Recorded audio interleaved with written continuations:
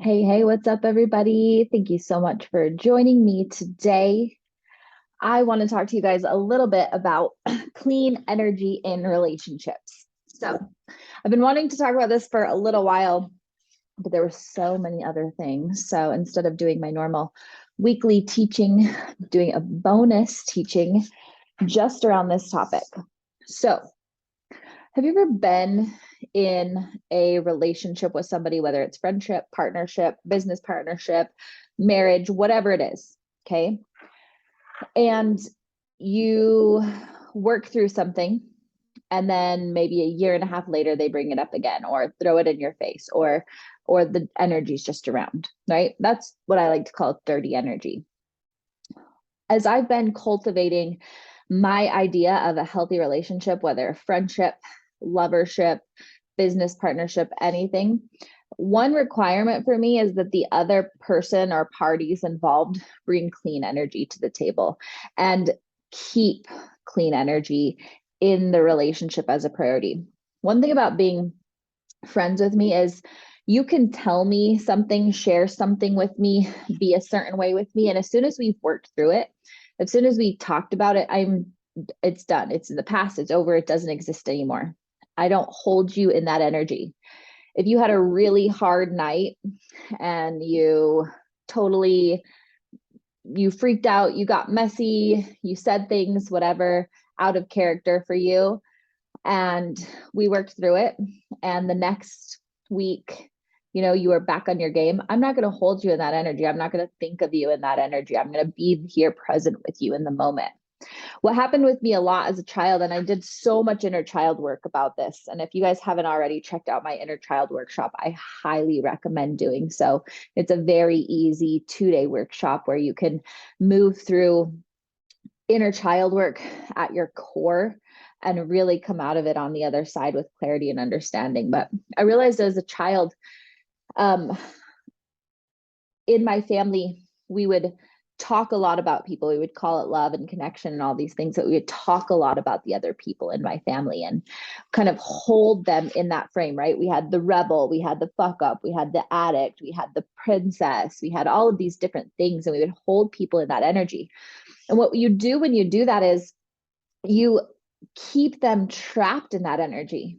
So when they try to change and become someone else, when they want to move through it, when they want to raise frequencies, you've got this whole other people anchoring them into that energy. So for me, it's something I had to start saying no to in my family, right? Saying no to gossip, saying no to judgment, saying no to being out of the present moment with people, really taking people for what they show me in that moment. And of course, right? If you have people who don't align their words with their actions, which is called manipulation. So if you have people who say they'll change and then don't, that's not something you probably want to keep investing in or being with. But if you're committed to this person, whether mom, brother, lover, whatever, if they say they're going to make the change and then do make the change, you holding them in that old energy is a disservice to them. I see this all the times when I used to do relationship coaching a lot, and so many of the couples would come to me and they would go back and forth and back and forth, back and forth, because they were holding each other in the same container of what they wanted to change. The one partner would come and say, they always do this, this, and this, and this. And we would get to the point where, can you give them a chance to show you differently? Well, I've given them 50 chances. Okay, well, let's do it one more time. Right. And then they'll go home and the partner will mess up one time and they'll say, see, I knew it, just like every other time. You can't, and da da da da. And the whole cycle repeats itself. Right.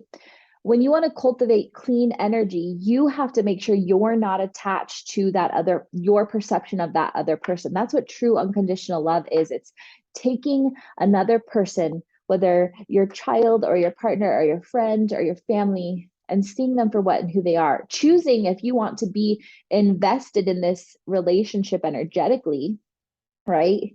If that's your choice, then to unconditionally love them, it means taking them for who and how they are in each present moment, so that we can allow each other to grow and change, so that we can allow each other to be who they want to be.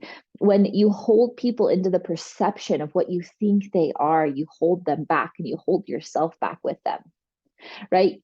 How many of you have decided you were going to do something And maybe you've told a couple of close people and they've immediately said, well, I've seen you do that before, that didn't work out. Or, oh, you're trying to do this again, I can see that, let's see how long it lasts this time. Or you'll never do that, or that's so unlike you, or wow, you've changed, right? These are all the different ways and all the different little sayings we can say to people to keep them stuck in that old vibration of energy. And it's truly a disservice. And so I ask you, if you're a podcast listener, if you're in my exclusive membership group, wherever you're hearing this message, I want you to really sit with yourself. And I want you to see, where are you invested in somebody, in your specific perception of someone else? And where is that holding you back from unconditional love? And where in your life is there dirty or unclean energy where people are holding you in a perception that no longer fits you? And what can you do to cultivate and make those changes? What conversations can you have to move your relationships forward? I went through a big like cleansing this last 8 months, and it was just like month after month, I would have to cut ties with relationship after relationship, best friends and things that I never thought I would say goodbye to, because there was this dirty energy involved. There was this way of trying to hold me hostage in a way of being that wasn't in alignment with me anymore. And they could only love me if I showed up in that specific way with those specific actions. And it doesn't jive with me, right? It slows me down. It's not something that's allowing me to evolve or accelerate. And those are the only friendships, relationships, love ships that I have room for. And that's what the other person in my life deserves as well. And that's what I choose to honor and uphold. I choose to stand in my integrity and say, I choose to love you however you are. I choose to invest in you however you are, as long as, right, it's in my relationship periphery. We always have permission to choose who and what type of people and relationships we have in our life. There is no set standard, no matter what the world tells you. It's not based on blood. It's not based on loyalty. It's not based on any of these things, except, can you love yourself fully in this relationship? Can you be yourself fully in this relationship?